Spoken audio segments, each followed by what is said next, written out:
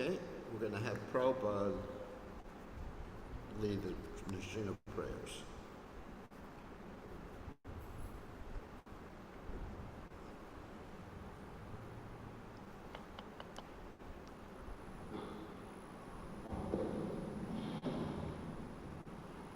Hopefully it works. Oh, not working. Other way.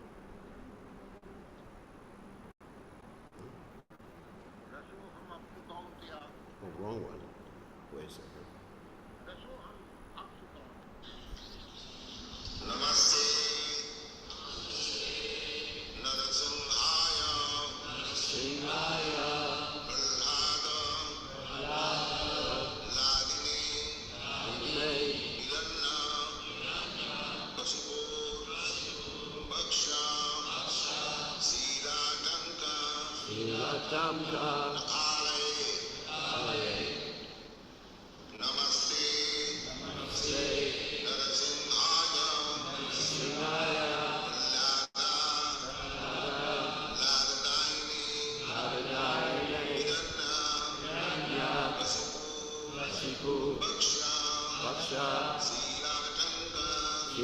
Tamka Kalaye Namaste Singhaya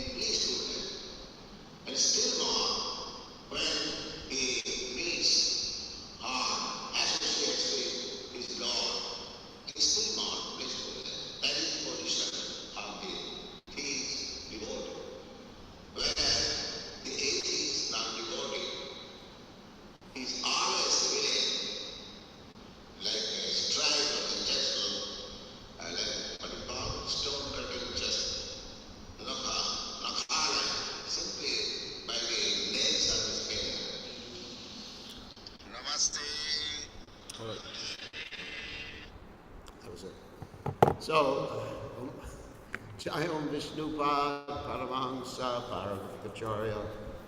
Also Jara Satashi Shimad, His Divine Grace Savaya Charanara Bhaktivedanta Goswami, Srila Prabhupada Kijai, ISKCON Founder Acharya, Srila Prabhupada Kijai, Anantakoti Vaishnava Vrinda Kijai, Namacharya Srila Haridas Thakur Kijai, Prince Kaho Shri Krishna Chaitanya, Prabhu Nityananda Shri Gadadha Shiva Siddho Bhakta Vrinda Kijai, Shri Shri Radhakrishna Govardhana Swayam Kunda Radhakunda Giri Govardhan Kijai, Vrindavan Kijai, Mathura Kijai, Jagadasami Kijai, Yamunamai Kijai, Srimati Vilasavin Kijai, Samaveda Bhakta Vrinda Kijai, Gaur Parimananda Haribo. All glories to the symbol devotees, all glories to the symbol devotees, all glories to the symbol devotees. All glories to Shri Guru and Gauranga Srila Prabhupada Kijai, Mahum Vishnupadaya Krishna Vastaya, Bhutale Srimati Bhaktivedanta Swami Jinamani, Namaste Saraswati Devi Gauravani Pacharni Nivashesha Srinyavadi Paschachi Jayashatari Srila Prabhupada Kijai, Om Gana Timadanda Shagananjana Shlakaya Chakshur Midipam Yena Tasmai Shivale Namaha. So today we are going to speak about Lord Nrsingadev, the half-man, half-lion incarnation of the Supreme Personality of Godhead. Today, of course, is Lord Nrsingadev's appearance, glorious appearance. He appeared, as we all know, at dusk, and we'll tell that story a little later. So, first of all, we just heard Prabhupada chant the prayers to Lord Nrsingadev. Now, one may question why Srila Prabhupada had us chant these prayers. It's not as common in Gaudiya Vaishnavism as you would think. I mean, usually if you go into South India, Andhra Pradesh and Tamil Nadu, they'd have more deities of Lord Nrsingadev. Of course, the Omalam, which is supposed to be where Lord Nrsingadev appeared, and then you have Mangalgiri, Singhachalam, and so many appearance places or places of Lord Nrsingadev in South India. So, Prabhupada explained that we worship Lord Nrsingadev for several different reasons. One is the protection for the devotees. And especially Prabhupada had us chant Lord Nrsingadev's mantras for the protection of him, Srila Prabhupada. And then also the protection of the Krishna consciousness movement. That's very important because we are fighting not exactly demons, because in Kali Yuga, demons and devotees are basically in the same body. So all of us have a little or a big demon inside, and all of us have a little devotee inside. I'm not saying big devotee, little devotee inside. So it's sort of mixed. So we chant for the protection against the demons. And that gives us the real reason, the most important reason we chant Lord Nrsingadev's mantras. And the reason is to cleanse our hearts. Because our hearts are full of dirty things, what we call anarthas. Anartha means unwanted things, like lust, anger, greed, illusion, envy, etc. Now, if we look at the history of Srila Bhaktisiddhanta Saraswati Thakur, that is his biography, we will find that that's one of the first things his father gave him was the Nrsinga mantra. He gave him two different types of worship when he was young. Nrsinga mantra and worship of Kurmadev. Kurmadev, of course, is the tortoise incarnation of the Supreme Personality of Godhead. So why would he give him those particular personalities of Godhead to worship? Well, Nrsimha, obviously, to get rid of the dirty things in the heart, and Kurmadev, because Kurmadev is the presiding deity for the nectarian ocean of devotional service. Ras. Now, ras, the taste for devotional service. So these are very important deities. And of course, the Nrsimhadev prayers come to us by the grace of Jayadev Goswami. So many of you may be thinking, why do we chant the Lord Nrsimhadev? Because, apart from the reasons I gave, why do we worship Lord Nrsimhadev? Because we are supposed to be devotees of Radha and Krishna, right? And Chaitanya Mahaprabhu. I mean, we're Gaudiya Vaishnavas. We don't come from South India, or some of you come from Bihar. It's a little bit different. But still, you know, Bihar, of course, is Lord Ram, Sita Ram, Raghupati, Raja Ram. And in Bengal, it's Radha and Krishna, and Chaitanya Mahaprabhu. So we're Bengali Vaishnavas. And even if you go to Vrindavan, to Govardhan, you will see that most of the worship being done is done by Bengalis, which is really interesting. The Brajavasis, they're great devotees of the Supreme Personality of Godhead, but the Brajavasis are just in a very friendly relationship with Krishna. So they don't have to do puja. Prabhupada said the Brajavasis have Krishna as their guru. So even though they may act in ways that we don't understand, anyone who's been to Vrindavan will understand what I'm talking about, then we should see that they're all eternally liberated devotees, as well as all the monkeys and everything like that. I mean, they're all great souls. So, but the Bengalis, they come to worship Radha and Krishna in Vrindavan. Practically speaking, the whole Radha Kunda is controlled by Bengalis, not by the Brajavasis. Interesting. So, well, the reason we worship Lord Nrsimhadev, we worship Kurma, we worship Varaha, we worship Lord Ram, is because we are devotees of Radha and Krishna. Because Radha and Krishna, they expand as these various personalities. Like you have Lakshmi Nrsimha, and Lakshmi is an expansion of Srimati Radharani. Of course, Srimati Radharani expands, first of all, as the principal gopis, then as the wives of Krishna in Dwarka, and then as the Lakshmis in the spiritual world.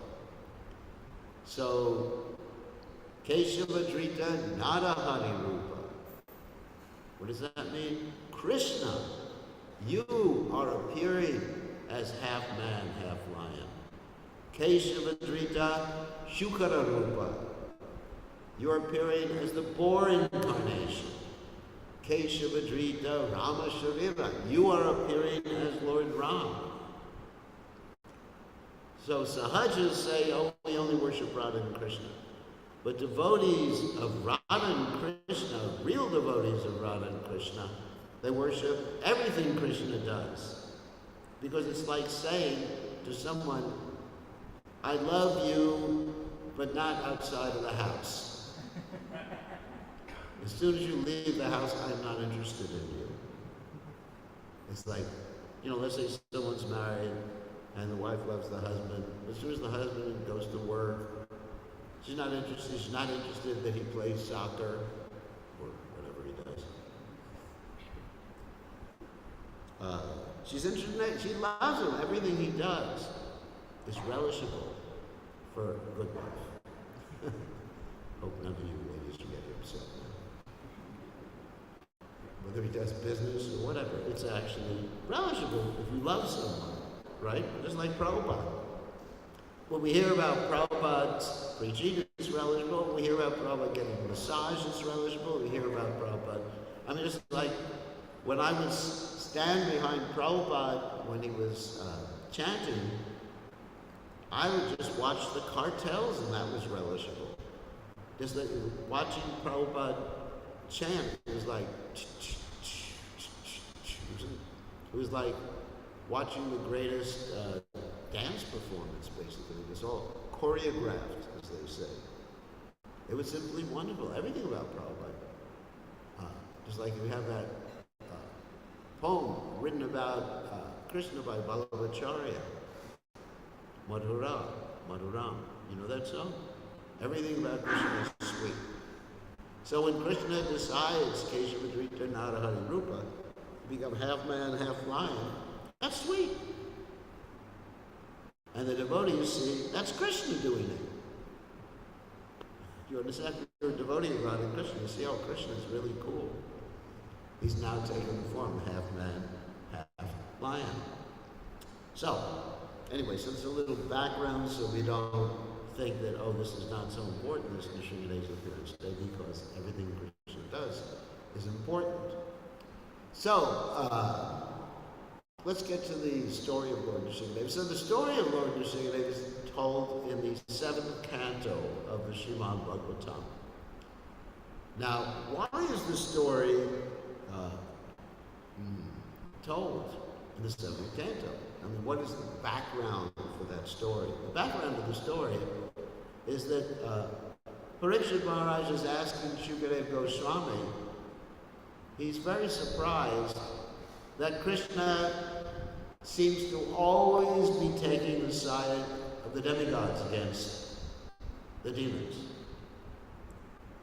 Because he's, just finished with the 6th canto of Srimad Bhagavatam, as it comes in 4 to 7. And why does God act unequally? Because as we hear in the Bhagavad Gita, with the Samoham Sarvadveshu, Namekveshu Stinapriyas, Sarvadveshu, Namekveshu Stinapriyaha. He says, I don't have any enemies, I don't have any friends, I'm equal. We in this world are not equal. Because if someone is our friend, we approach them in a certain way, and someone who's not, we approach them in another way. Just like politics. Like if you want to get anything done with the government, you give a donation to the government. Isn't that? It's natural. Donation. Anyway, you don't make any spiritual advancement though. So, in the United States it's like that too. So, because we're not equal to everybody. We have devotee friends, even as Madhyamadakaris, we're not supposed to be equal. We have people we avoid, only a Nuttamadakari is supposed to be equal.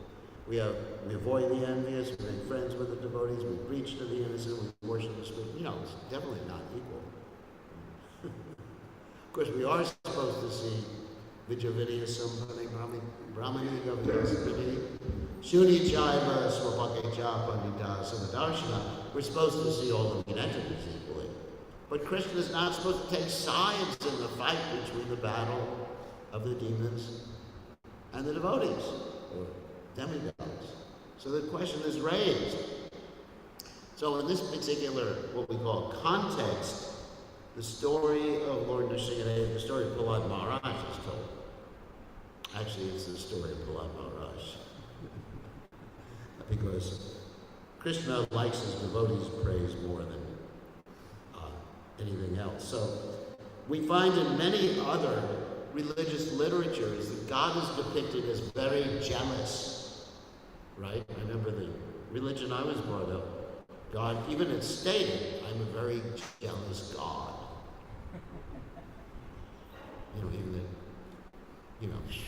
Very jealous. Because jealousy means that someone has something that you don't have. Whereas Krishna has everything. He doesn't need anything.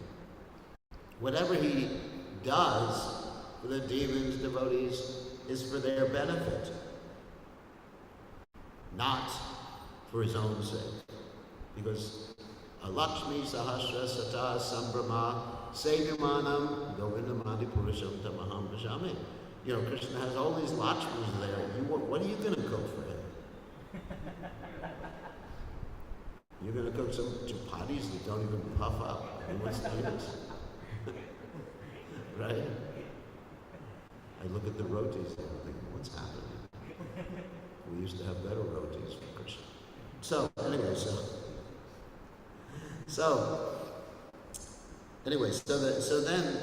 as far as the Bhagavatam is concerned, we have Shukadeva Goswami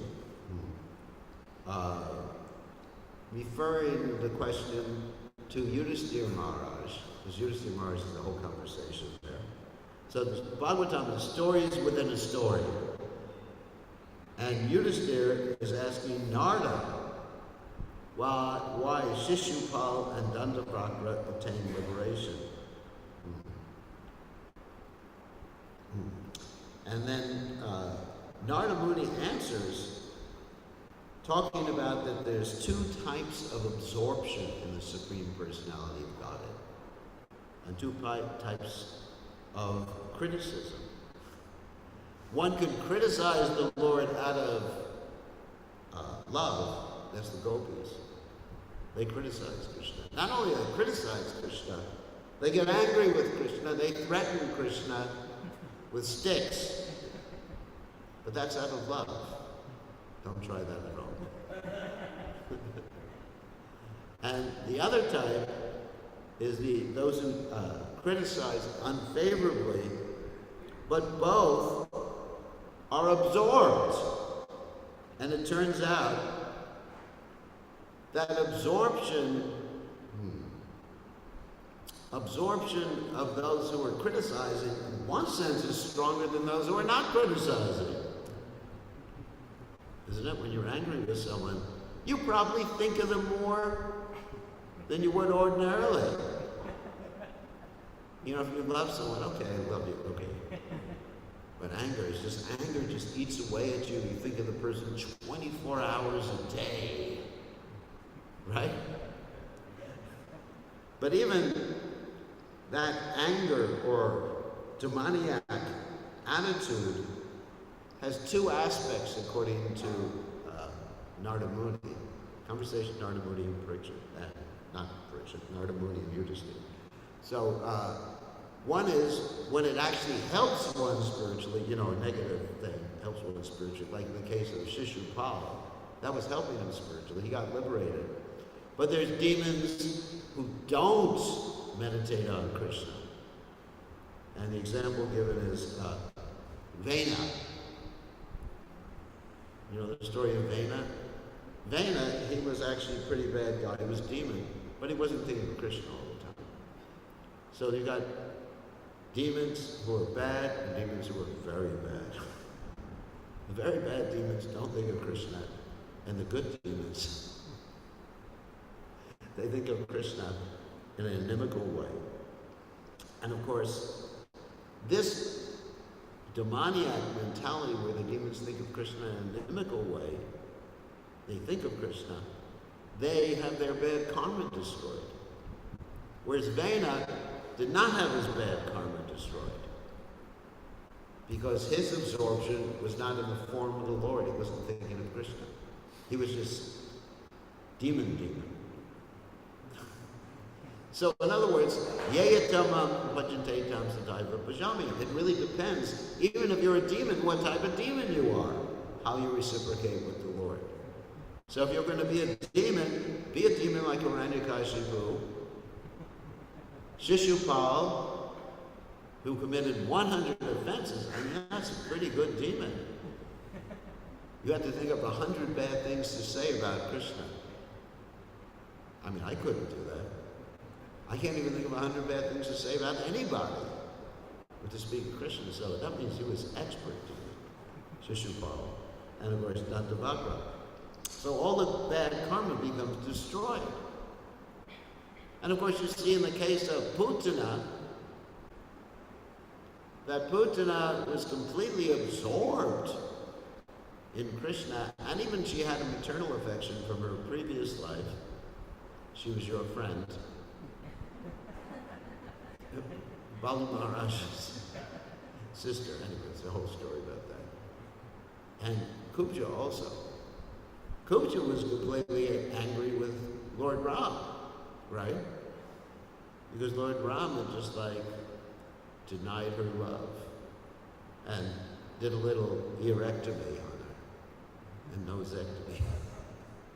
It's a medical term, to cut the nose here. So, anyway, so with that background, so it's that background, in one sense, the story gets started being told. And just one other final point is that Narada Muni is comparing the absorption that demons have with Raganuga Bhakti in the Bhagavatam's stories. You should read the 7th canto, it's quite interesting. What Raganuga Bhakti means, spontaneous devotional service. Right now, we are on the platform of Vaidhi Bhakti. Because we are always forgetting Krishna. Even when we're chanting our rounds, we're forgetting Krishna. Our mind is thinking of something else. Even during Mangalarti, we're forgetting Krishna. We're dancing for Krishna and we're forgetting Krishna. But I think there's no time during the day when we remember Krishna.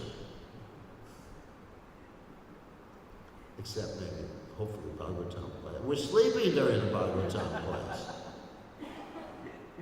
There's basically no time. I mean, if you think about it, take 24 hours a day. How many of those minutes or seconds were you actually thinking of Krishna? And how many of those minutes or seconds, even when you were doing your sadhana bhakti, were you actually just doing it on automatic and thinking of something else? When you're taking prasadam, are you honoring prasadam or are you eating prasadam? Tell me. Are you serving your tongue or are you serving Krishna in the name of prasadam? So, but the demons, it's Raganuga. Spontaneous. Nobody has to tell them. They don't have to practice being demons. It's not that Ravana is practicing. Okay, hate Krishna, Krishna, Krishna, hate. Hate Rama, Rama, Rama, hate. Right? Do you find Ravana practicing? No, it's just like it came to him naturally. Spontaneous devotee. Anyway, so anyway, let's get on with the story, because this is the background why the story is being told. So, of course, there's a discussion about the background of Hiranyakashipu and Hiranyaksha. Hiranyaksha is very important to understand, too, if one wants to understand Hiranyakashipu. Hiranyaksha is the brother of Hiranyakashipu, younger brother.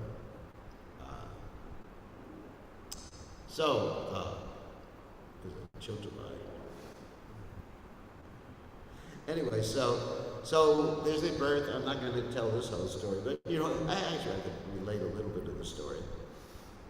So you have the Kashyapa and Diti, his wife.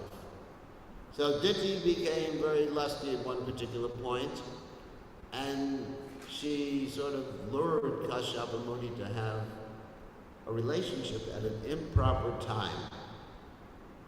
And Kashyapa Muni gave in, and as a result there was a birth of these two demons, Hiranyakashipu and Hiranyaksha. And Hiranyakashipu and Hiranyaksha were previously Jaya and Vijay. And then the story is also told here about how Jaya and Vijay were cursed by the 4 Kumaras to come down to the Earth planet, and they were given the option, 7 births as devotees or 3 births as demons.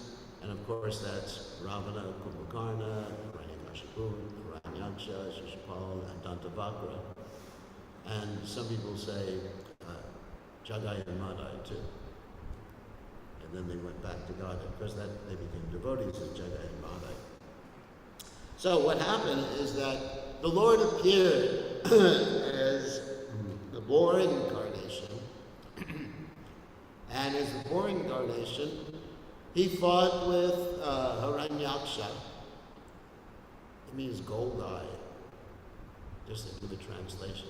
Aksha means eyes and Haranya means gold. Just like sometimes people even have the name Haranya, right? It means usually it's from a family of gold merchants, traditionally. You know, and originally in India and everywhere around the world, people's family name came from their occupation, Haranya. So I know when the people from India moved to the United States, they changed their name to Gold, Mr. Gold. There's Haranya, anyway. So Hiranyaksha was killed by the Lord Varaha, and this was his sport. That's another point, is that when Krishna fights the demons personally, he's enjoying. He comes down to enjoy, because Krishna could kill demons without fighting personally by simply wishing them to be dead. Krishna's aptakama. Aptakama means whatever he wants, he gets immediately just by desiring it. So there's no need for him to come down. So he's enjoying like anything. The indirect rasas, anger, ghastliness.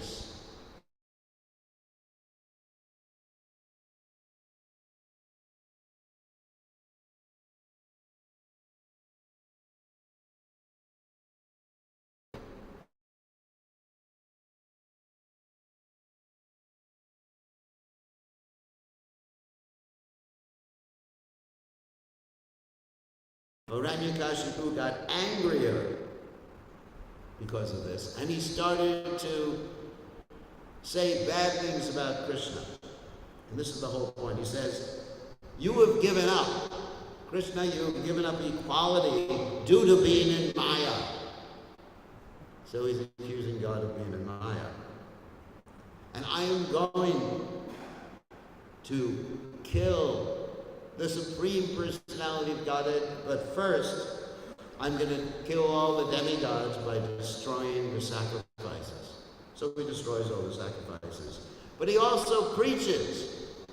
He's a Vedic demon. And what does that mean? Many devotees use this term Vedic. Let's be Vedic. They say to their wives, let's have a Vedic marriage. You listen to me and I'm the boss. It's the idea of Vedic. People use this word without understanding what the Veda means. By all the Vedas, Vedeshtas, Savera, Ahmeva Veda, as Krishna says, to know Krishna. So, but he's Vedic in the sense that he preaches to Hiranyaksha's wives and relatives, and his own relatives. Because, the whole family goes to the funeral. I'm sure you've gone to funerals before. You got to read the Bhagavad Gita, right? So he reads the Bhagavad Gita. Not the Bhagavad Gita, but he tells the wives of Hiranyaksha and all the lamenting relatives about the philosophy of Krishna consciousness. And he tells a very Krishna conscious story. He tells a story about a young boy.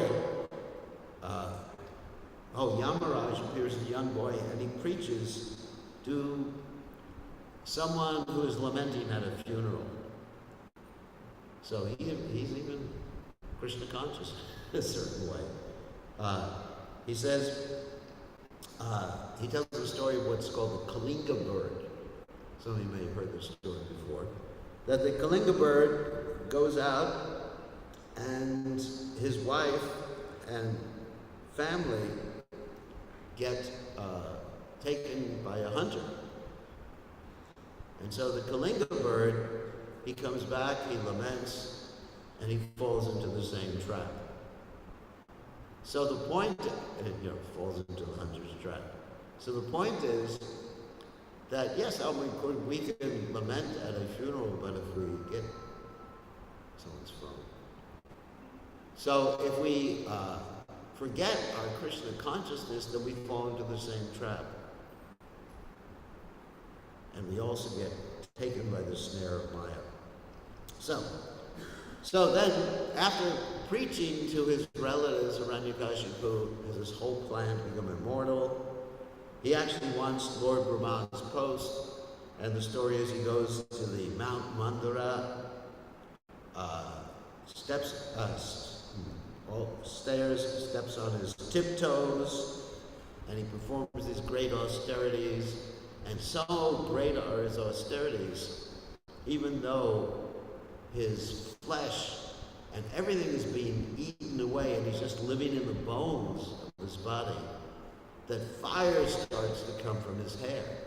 His head, no hair anymore, because he obviously has no flesh and no hair. And Lord Brahma comes down because the demigods are complaining about this fire that's really creating problems in the universe. And Lord Brahma comes down, and the first thing Lord Brahma does is he pours water from his kamandalu on Hiranyakashipu's bones, and Hiranyakashipu comes back to life, stronger than ever, handsome as anything. And Hiranyakashipu asks for immortality, and we know Lord Brahma says you can't give you immortality, but you can ask you can predict the way you're going to die. That you can do. So he says, as we know, I don't want to die inside or outside, or man, or beast, or weapon, or demigod, or day, or night. He thinks he has all of his bases covered. And there's a very interesting story told in the Mahabharata about other demons who had similar plans. There's demons named Sunda and Upasunda. Sunda and Upasunda were two big demons, and they had also gotten benedictions. They were brothers, very close brothers. They loved each other, and they had gotten benedictions that from Lord Brahma they wouldn't die unless they killed each other. And they thought, we will never kill each other. But Lord Brahma had another plan. He called for Vishwakarma, and he said, Vishwakarma, I want you to create for me the most beautiful girl. And so he took the parts, different parts, proper nose, proper ears, put them all together. And this girl named Tilotama was born. Tilotama means like sesame, best sesame girl. We got time. I'm not going to read the deities for a while. So she was born, and she circumambulated the demigods. She was so attractive that even the demigods grew extra eyes just to see her. And so she went down to where Sunda and Upasunda were, and they were fighting over her because they were drunk, and they killed each other. So, whatever benediction Lord Brahma gives or the demigods give predicts how you're going to die.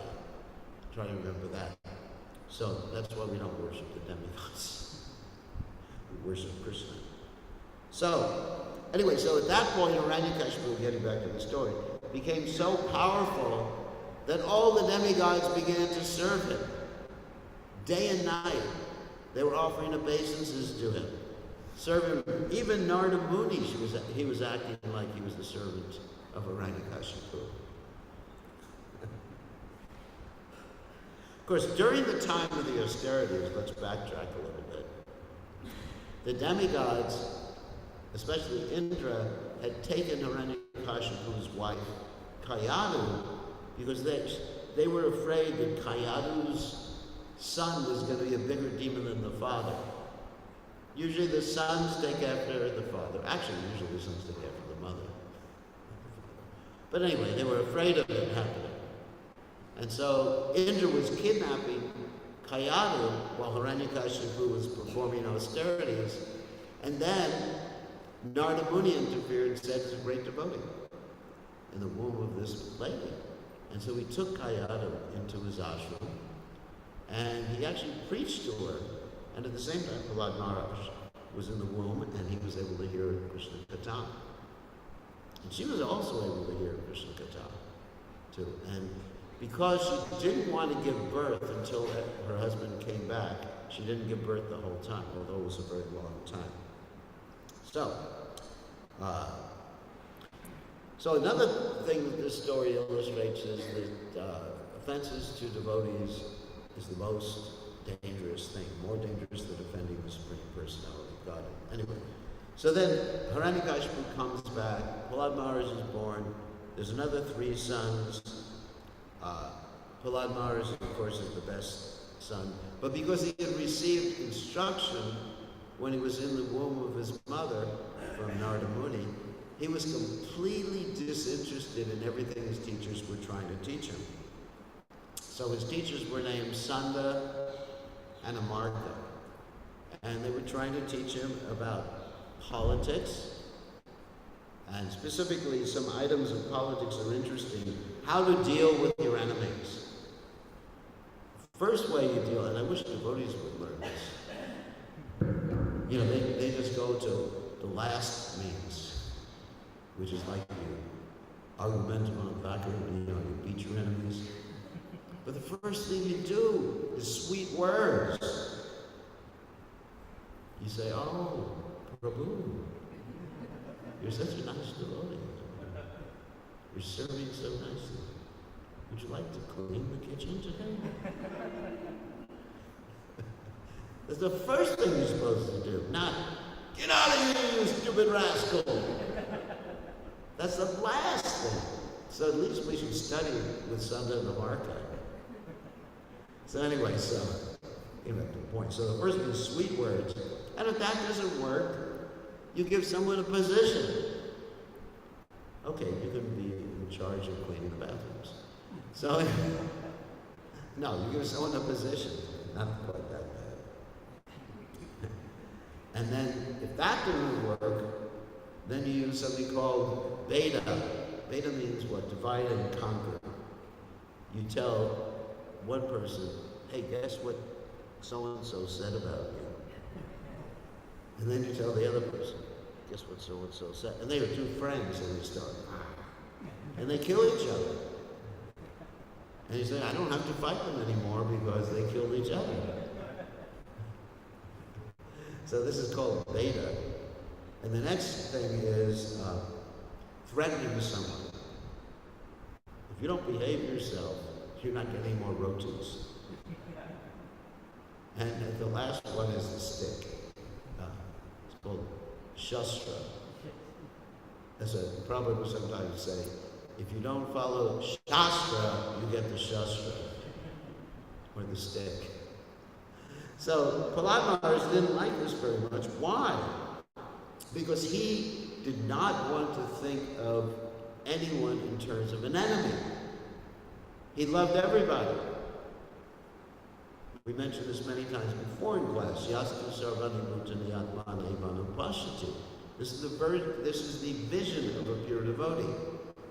No enemies in Jata Shatrava, because you see everyone as your brother and sister. All you do is you see people are struggling. That's all. Someone attacks you, that's his problem. I mean, of course, you don't stand around and be attacked. But you understand that person is suffering. Someone yells at me, I think, why is he suffering so much? Why should I suffer and become angry? Because there's 2 of us suffering. Isn't it? Think about it. So he's suffering, so I should try to help him. That is how Prahlad Maharaj thought. That's how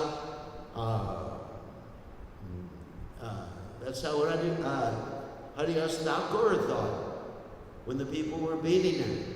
That's what Jesus Christ thought when he was put on the cross. That's what devotees think. They don't have enemies. They don't curse people.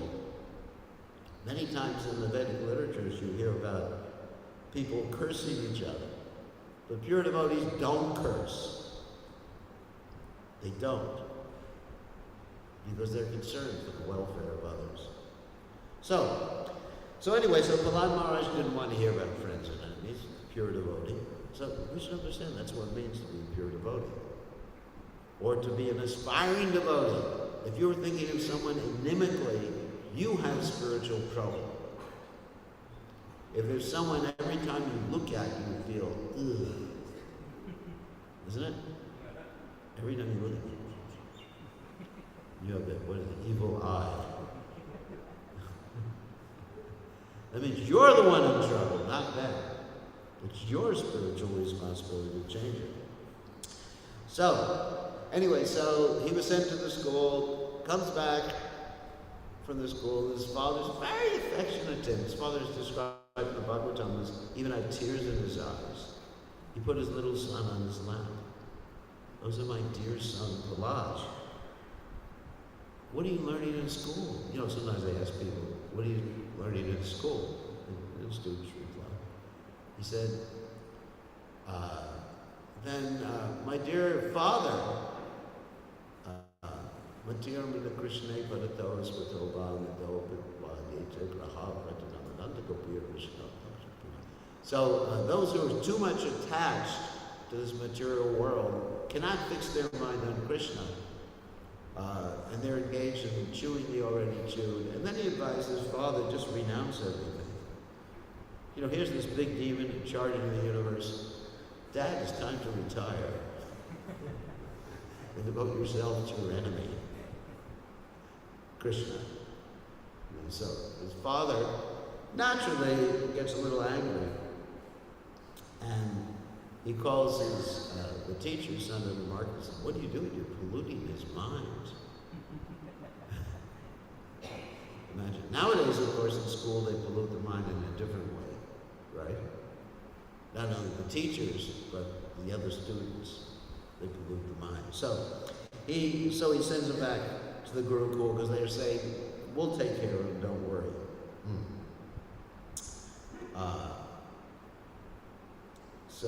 Let's see. So he goes back to school again, and actually, yeah, I already mentioned that. So he goes back to school again, and his teachers chastise them, and they try to find out who has taught him about Krishna consciousness. But he doesn't reveal it's Narada Muni. He just says that my mind is naturally attracted to the pastimes of the Supreme Personality of Godhead, just like iron filings are attracted to a magnet. This is spontaneous devotional service. Like I mentioned before, our minds are not attracted. Our minds are attracted to sense gratification, like iron filings are attracted to a magnet. And pure devotee's mind, it's described by Vishwanath Chakravarti Thakur that if a great devotee tries to think about Maya, he can't. His mind keeps going back to Krishna. And if we try to think about Krishna, we can't, because our mind keeps going back to Maya. That's our natural propensity. So, goes back to school, and then what happens is that he starts teaching his schoolmates during what Prabhupada called the tiffin hour. I don't know if you know what a tiffin hour is. That means lunch hour. He carries his lunch pail. That's in India. They have these tiffins. You have that here too? So during the tiffin hour, the teachers go and take their boga, and Prahlad Maharaj talks to the other students. And of course, the famous discussion is going on where the students say, we're very young, Prahlad Maharaj. You know, later on we can take up spiritual life. And then he says, Komaramacharet pragyo dharmam bhagavatam miha durlabham manasadrovam tadatruvam arthadam. You should take up Krishna consciousness from your very beginning of your life, because you'll always have an excuse not to be Krishna conscious. Because you sleep half the time, you're going to be a youth for 10 or 20 years, then you get married and you've got to get a job or whatever you're going to do, and that's another 30 or 40 years, and then you're retired and you don't have any more energy. Just like we hear sometimes people say, when I get old, I'm going to do full-time service for Krishna. One time there was someone who wanted to join the movement. His family he was an old man. They brought him to the movement, and they said, we want our father to join your movement. And he's left everything to us, left all the money. And Prabhupada said, this is a very bad deal. We get an old man, and you get the money. Prabhupada didn't accept it. You know, they just wanted us to be the old age care home for this gentleman. I'm sure he was a devotee too. So Prahlad Maharaj instructs his schoolmates, gets them chanting, teaches them about the processes of devotional service. Finally, the teachers come in, take him back to his father, and his father, he starts preaching to his father again. Shravanam, Kirtanam, Vishnu, Smaranam, the 9 processes of devotional service. And his father can't handle it like that.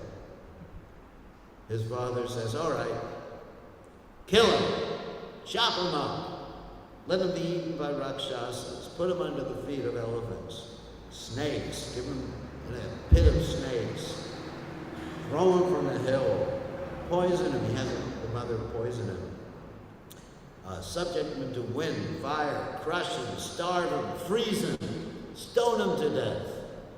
You know, so Prahlad Maharaj is subject to all these different difficulties, as we know. He's just chanting the Lord's holy names depending on the Supreme Personality of Godhead. And ultimately, he's all right. Even there's that story of Loliga, that Hiranyakashipu's sister, she's invulnerable. She has a benediction from the fire god that she cannot be burnt. And so Hiranyakashipu thinks, here's a foolproof way to kill this guy. So he has him sit on his sister's lap. And there's a fire. All right, big fire that happens at that particular point. And everyone's, Hiranyakashipu is saying, Jai, now he's going to die. And when he finds out, his sister becomes cremated. So she's just a pile of ashes. And Prahlad Maharaj is just, Hare Krishna, Hare Krishna, Krishna Krishna, Hare Hare, Hare Ram, Hare Ram, Ram Ram, Hare Hare, finishing his rounds for the day.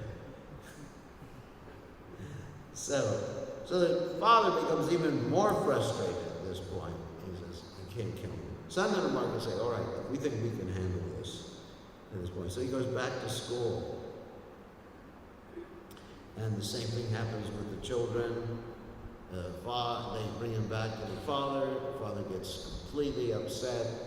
And he says, where do you get your power? And he says, Dad, the same place you get your power. From God. And the story goes that he says, where is your God? And the reply is, Sarvatra. He's everywhere. And the famous story, of course, which you all know, is he in this pillar, and Prahlad Maharaj actually sees Lord Nrsimhadev sort of speaking. And he said, yeah, he's in the pillar. And with his fist, some of the biographies, not biographies, some of the stories describe with a sword, but anyway, with his fist, he strikes this pillar, and the Lord comes out, half man, half lion, and he starts to play with Hiranyakashipu. Like a cat. So that's another reason why he appears as Lord Nrsimhadev, half man, half lion, because if any of you have ever seen a cat with its master, most of you have never had pets here, right? Anyone here ever had a pet cat? No. You're also innocent. I had a pet cat. So, the pet cat, my pet cat, many pet cats, we always had pets when I was young.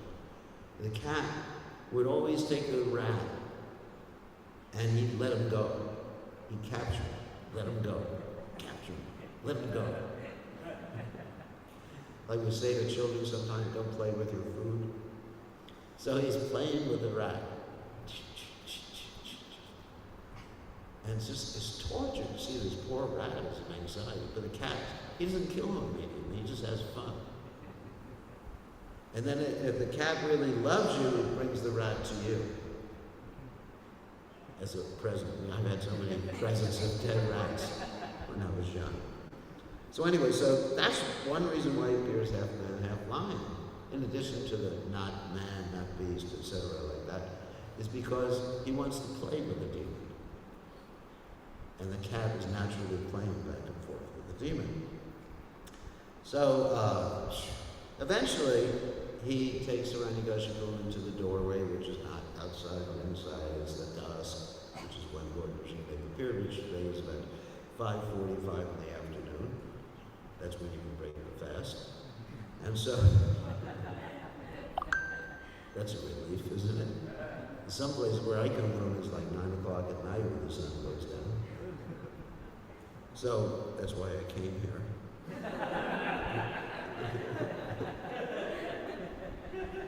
So anyway, so then he bifurcates with his nails, which are not a weapon. And the nails are not dead, and they're not alive.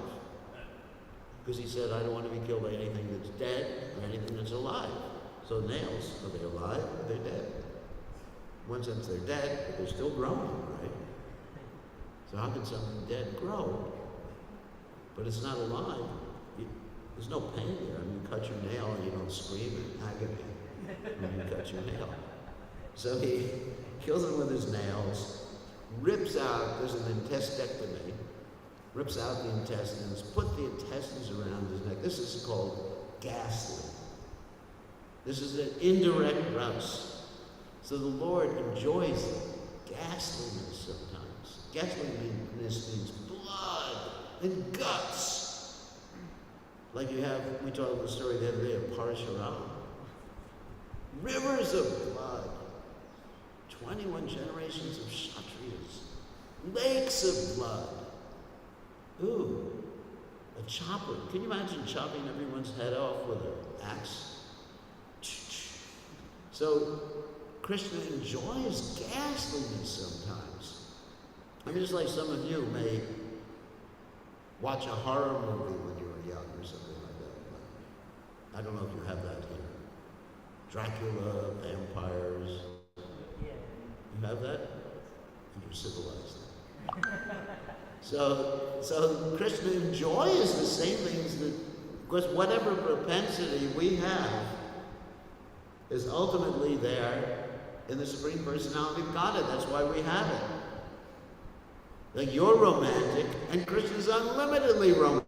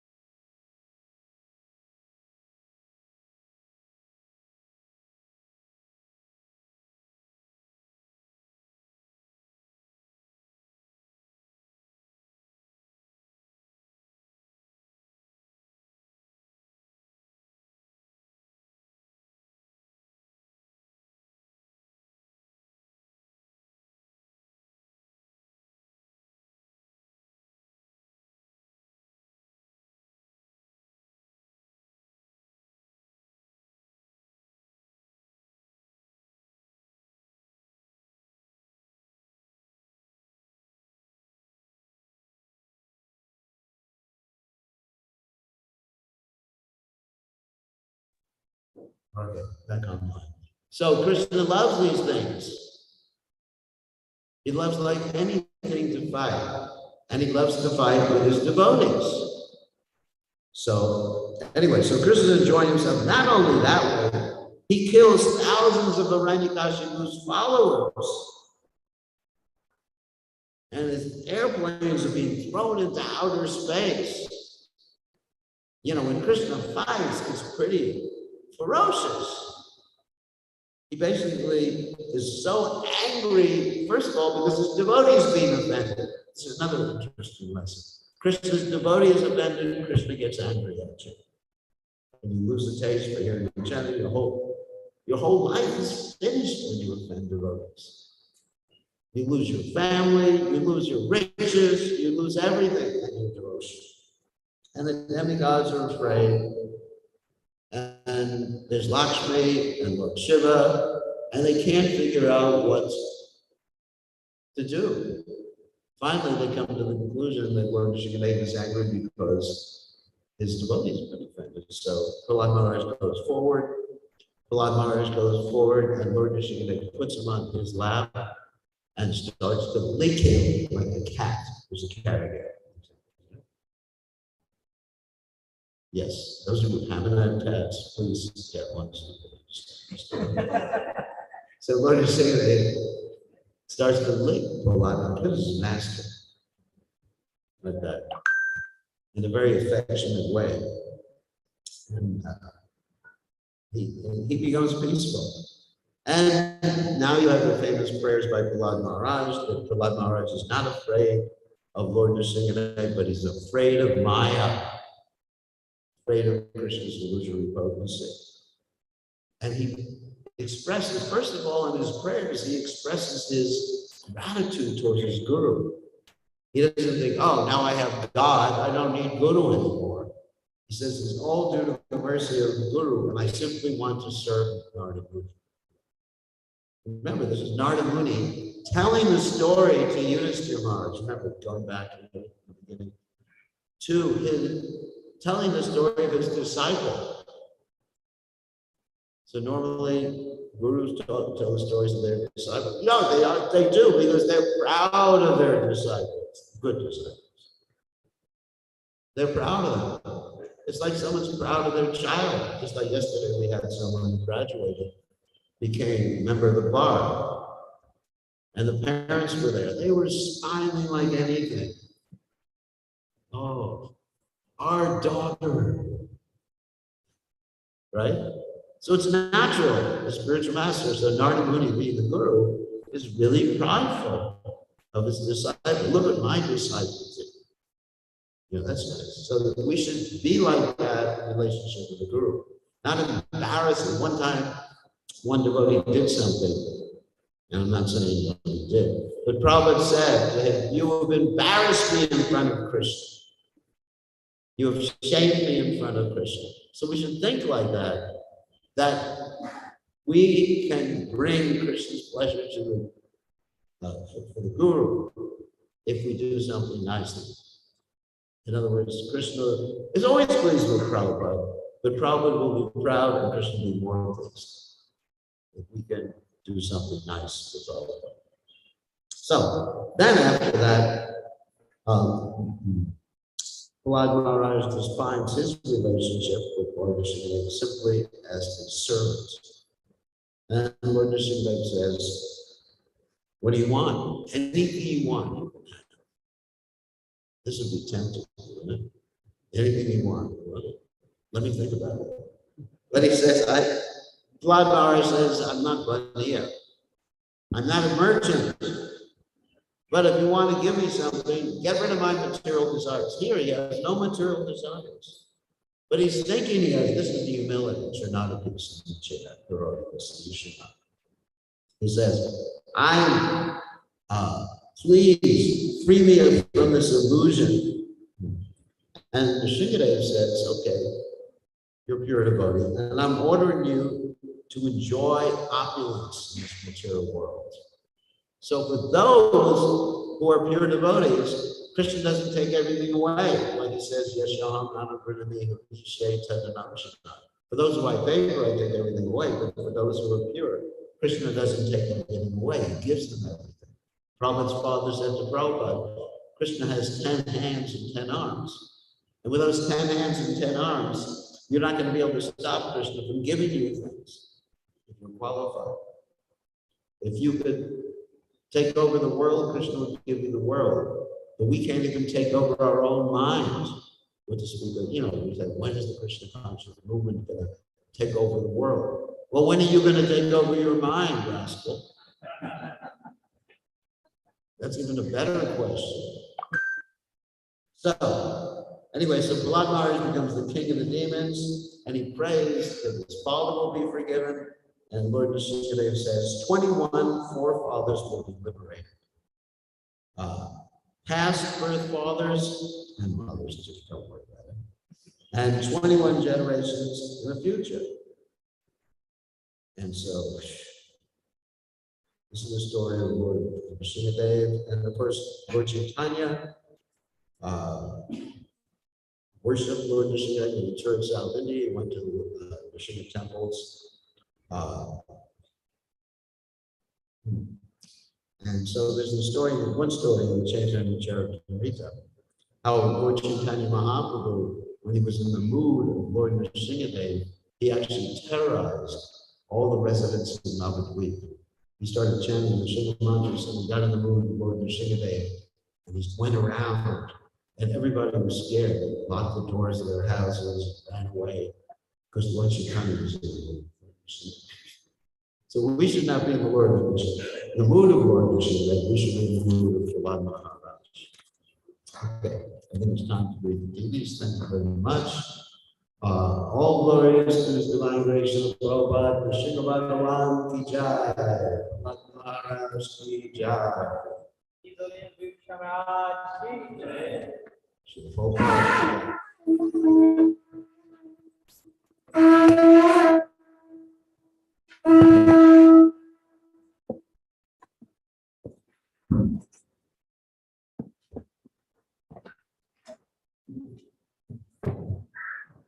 Haribol.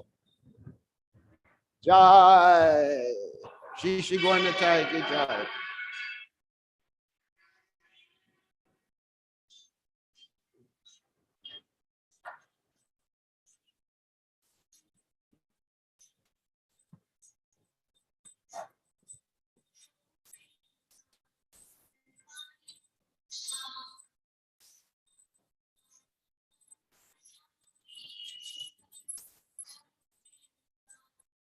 Hari Purusham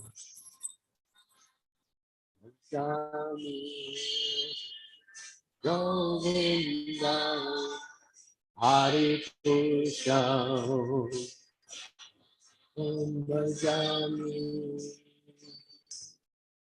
Venam Kanantam Haravinda Dalaya Satyam Mahavatam Sitam Rasulullah Kanda Koti Kamaniya Vishesha Shobha Ragloki Hare Lalika Vishaka.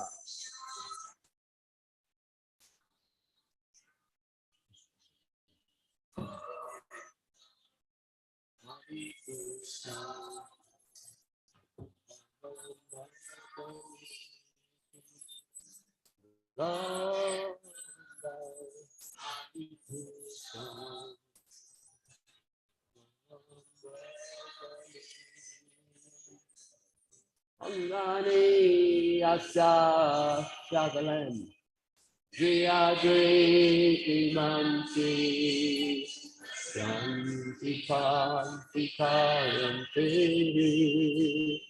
Shiram Jaghanti Angana Sadhu Jala Vigrahasya Govindam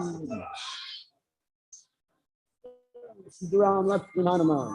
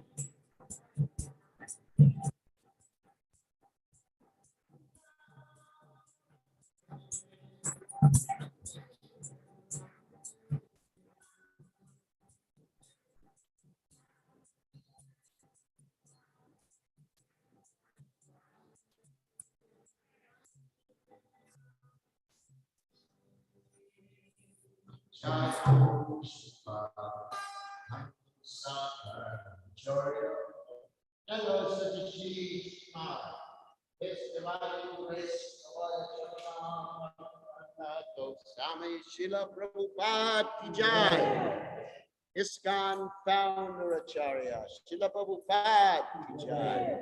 Ananda Koti Vaishnav Vrinda Ki Jai. Namacharya Srila Goswami. Friends, say Sri Krishna Chaitanya Prabhu. Nityananda Sadvaita Shivasani Gaur Bhakta Vrinda Ki Jai. Shri Radha Krishna Gopinath Shaima Kunda Radha Kunda Giri Govardhan Ki Jai Vrindavanam Ki Jai. Maturidam ki jai, Jagadasami ki jai, Yamunamai ki jai, Shimani Lasile ki jai,